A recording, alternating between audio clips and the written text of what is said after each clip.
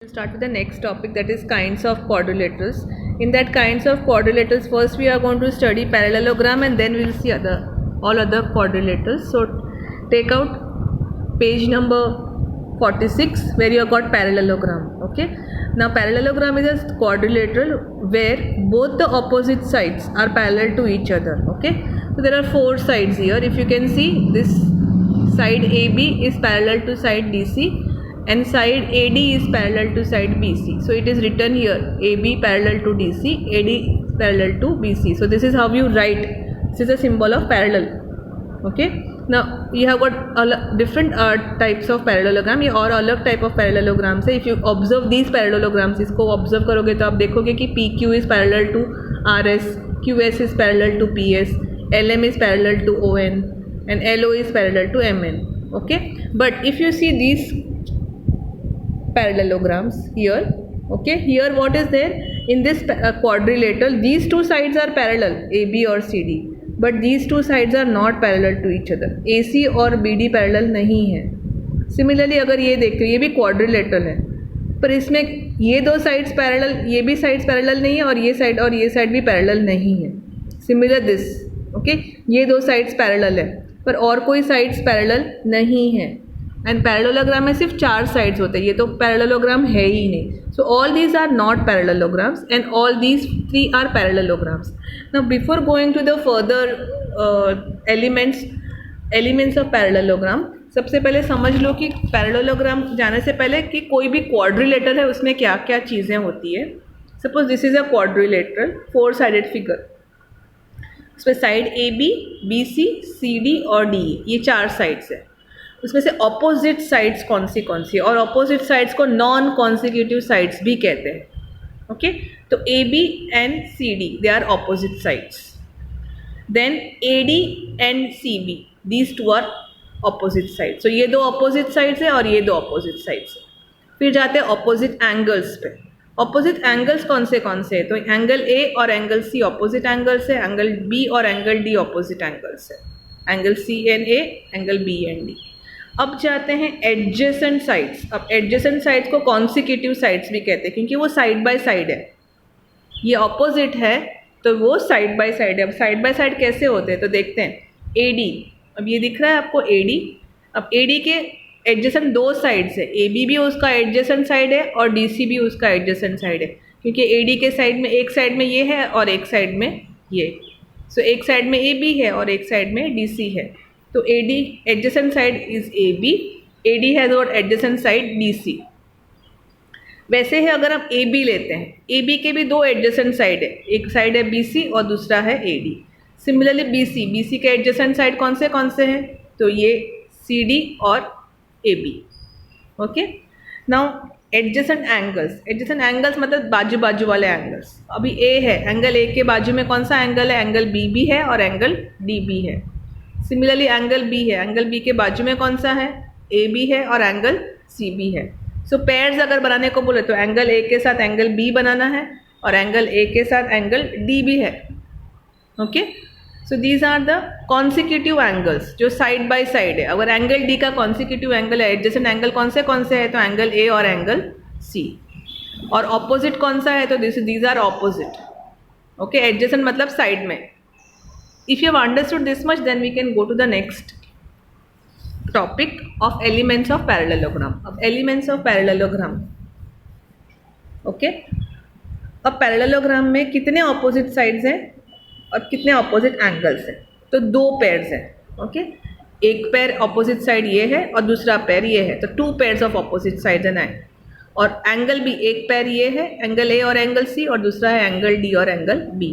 सो दो pairs angles के हैं और दो पेयर्स साइड्स के. तो two pairs of opposite angles and two pairs of opposite sides. अब एडजेसेंट साइड्स, जैसे मैंने बताया था कि एडजेसेंट साइड्स क्या है, ये ए बी है तो इसका दो एडजेसेंट साइड्स है. ओके. और वैसे एडजेसेंट एंगल मैंने अभी समझाया, एंगल ए का एडजेसेंट एंगल डी बी है और एंगल बी भी है. ओके.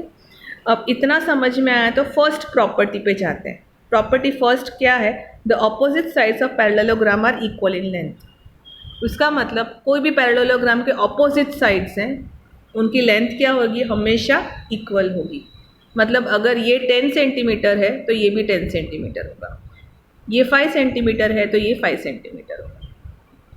ओके, तो this is the first property, opposite sides are of equal length. Okay, अब टर्न द पेज, अब उसमें जाते हैं, there is one example here. Okay, that is example 3, find the perimeter of a parallelogram PQRS।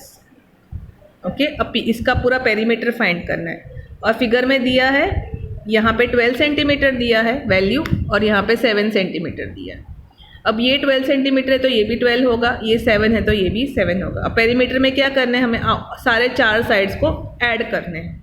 Okay, so 12 + 7, 12 + 7 that is 38 centimetre. So PQ is 12, QR is 7, RS is 12 and SP is 7। ये चारों sides को add किया तो क्या है answer, 38 centimetre. अब जाते हैं सेकेंड प्रॉपर्टी पे। सेकेंड प्रॉपर्टी क्या है पैरेललोग्राम की? ओके, सेकेंड प्रॉपर्टी है the opposite angles of parallelogram are of equal major.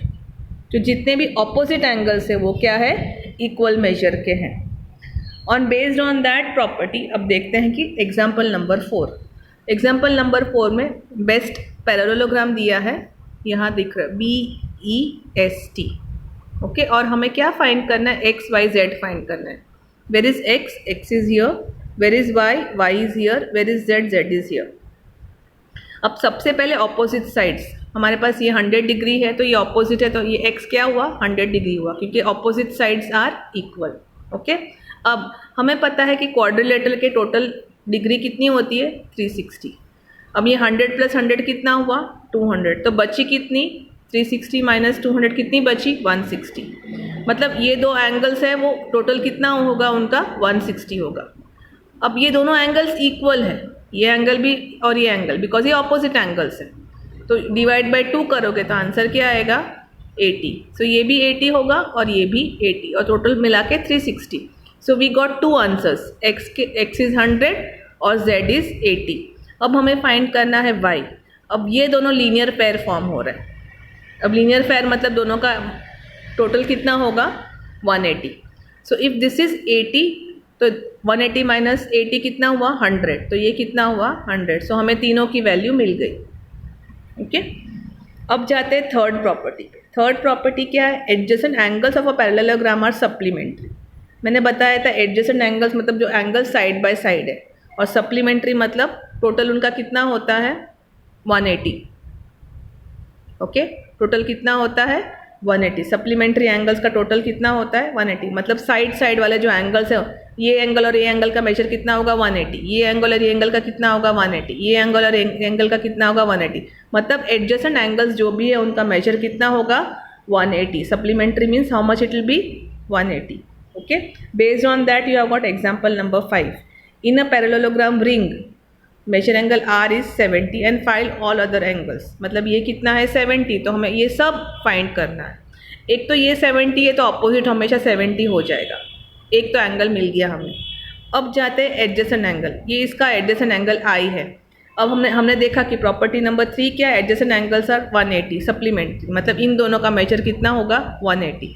तो 180 में से 70 माइनस करोगे तो कितना आएगा, 110।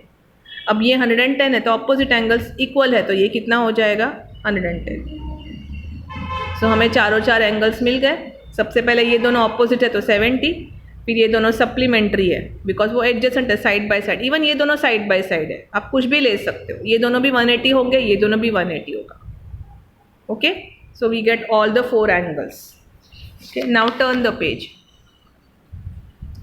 We go to diagonals of a parallelogram. Diagonals of the parallelogram क्या है? In general they are not of equal length. Okay, तो कोई भी parallelogram है उसके diagonals, ये दोनों दिख रहे हैं आपको diagonals। तो diagonals of a parallelogram bisect each other. Now what is the meaning of bisect? Bisect मतलब 2 equal parts.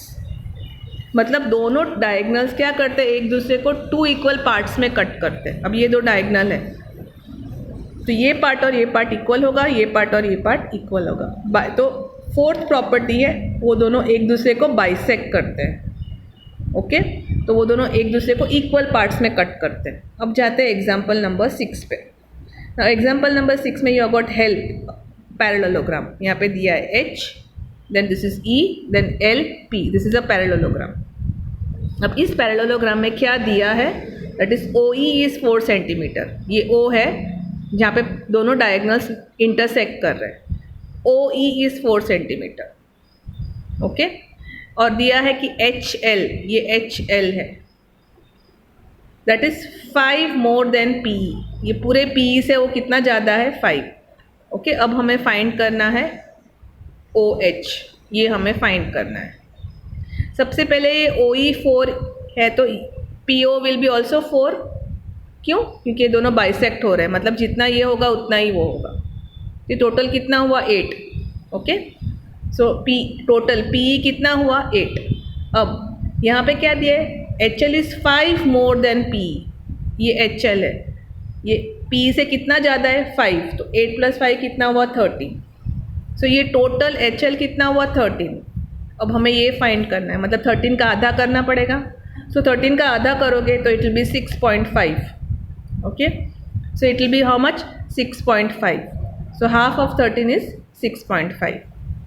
इसमें ये प्रॉपर्टी यूज़ हो रही है, डायगोनल्स बाइसेक्ट ईच अदर, मतलब ये जो पोर्शन है और ये जो पोर्शन है वो इक्वल होगा, ये जो पोर्शन और ये जो पोर्शन है वो इक्वल होगा.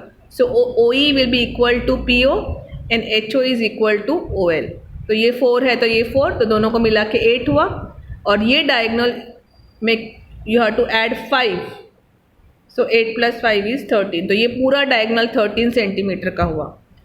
उसमें से हमें आधा फाइंड करना है, तो हमें हाफ करना पड़ेगा 13 का 6.5.